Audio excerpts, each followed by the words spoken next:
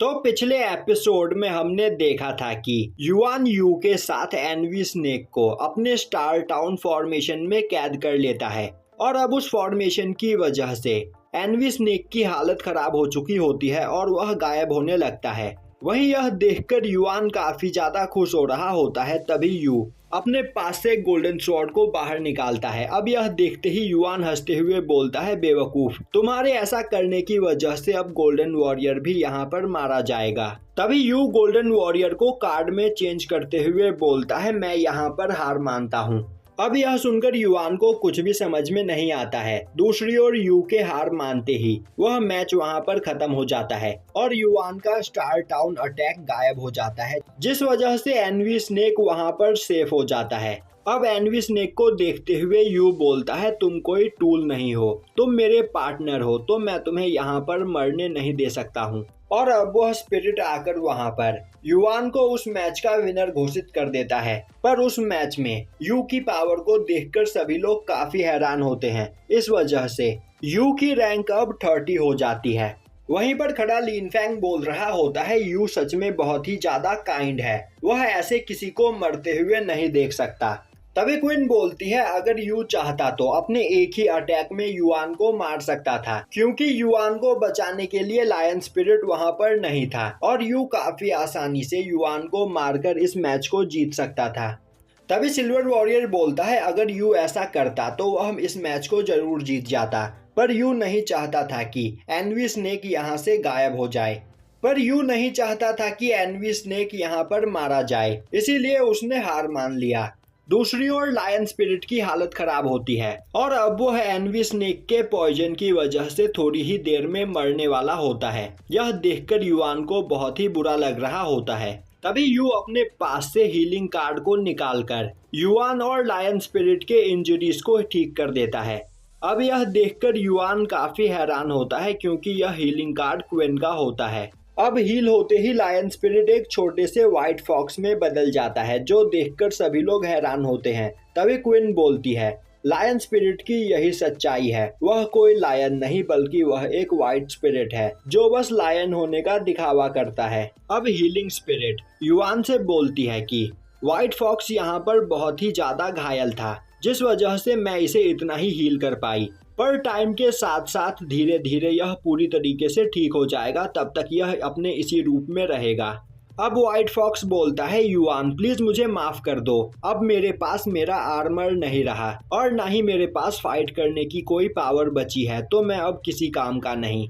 यह सुनते ही युआन उसे गले लगाते हुए बोलता है, तुम्हें परेशान होने की कोई जरूरत नहीं, भले ही तुम्हारी पावर यहाँ पर खत्म हो गई हो, पर तुम हमेशा मेरे पार्टनर रहोगे। अब वहाँ पर युआन व्हाइट फॉक्स को हील करने के लिए यू को थैंक्स करते हुए उससे बोलता है, आखिर तुमने यहाँ पर हार क्यों मान लिया, और तो और तुमने यहाँ पर हमारी भी मदद की। यू बोलता है, मैं इस बार थोड़ा केयरलेस था, इसी वजह से मैं यह फाइट हार गया, पर अगली बार फाइट मैं ही जीतूंगा। युआन हंसते हुए बोलता है, वह तो वक्त बताएगा। अब यू अपने साथियों के पास आता है और उनसे वहां पर माफी मांगता है। तभी क्वीन उसे एक थप्पड़ मारती है, जिससे यू को काफी ज्यादा दर्द होता है, क्योंकि उसकी बॉडी बहुत ही ज्यादा घायल होती है। अब क्वीन बोलती है, मैंने वह हीलिंग कार्ड तुम्हें अपनी इंजरी को हील करने के लिए दिया था, ना कि अपने दुश्मन की इंजरी को। तभी लिन फैंग बोलता है, यू भले ही तुम यहाँ पर अपना पहला मैच हार गए हो, पर तुम्हारे पास अभी एक और चांस है, पर तुम्हारी अगली फाइट बहुत ही ज्यादा हार्ड होने वाली है, तो इसके लिए तैयार रहो। तभी वहां पर वह स्पिरिट अनाउंस करता है कि हमारा अगला मैच 7th रैंक के वू कुई और चैंपियन लिन फैंग का होगा। अब यह सुनते ही वहां खड़े सभी मार्क्समैन बोलने लगते हैं, हमें इसी का इंतजार था। अब वू कुई अपना मार्क्स उतारते हुए ग्राउंड में आ जाता है। तभी लिन फैंग भी ग्राउंड में पहुंच जाता है। अब लुकुई हंसते हुए बोलता है, लिन फैंग तुम पिछले बार इस चैंपियनशिप के विनर थे और तुमने होली कार्ड को अचीव करके अपनी इच्छा को भी पूरा किया, पर क्या अब तुम यहाँ पर खुश हो? लिन फैंग बोलता है, पुरानी बातों को भूल जाओ और यहाँ पर फाइट में ध्यान दो। तभी लुकुई काफी तेजी से लिन फैंग की ओर अटैक करता है। लिन फैंग उसके अटैक को डॉज तो कर लेता है, पर लुकुई के पंच की वजह से वह स्टेडियम डिस्ट्रॉय होने लगता है। यह देखकर लिन फैंग को कुछ भी समझ में नहीं आता है।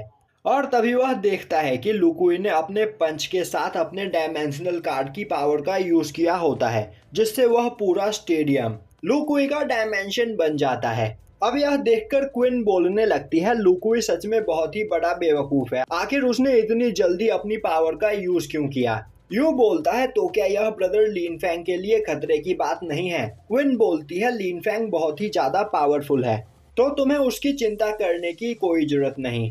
वहीं पर लिन फैंग सोच रहा होता है, आखिर लुकुई इतनी जल्दी मुझे अपने डायमेंशन में क्यों लेकर आया, आखिर वह यहाँ पर करना क्या चाहता है। और तभी लुकुई एक मैग्मा रॉक से लिन फैंग पर अटैक कर देता है। लिन फैंग उस अटैक को डॉज कर लेता है। तभी वह देखता है कि दूसरी ओर से भी एक मैग्मा रॉक उसकी ओर आ रहा होता है।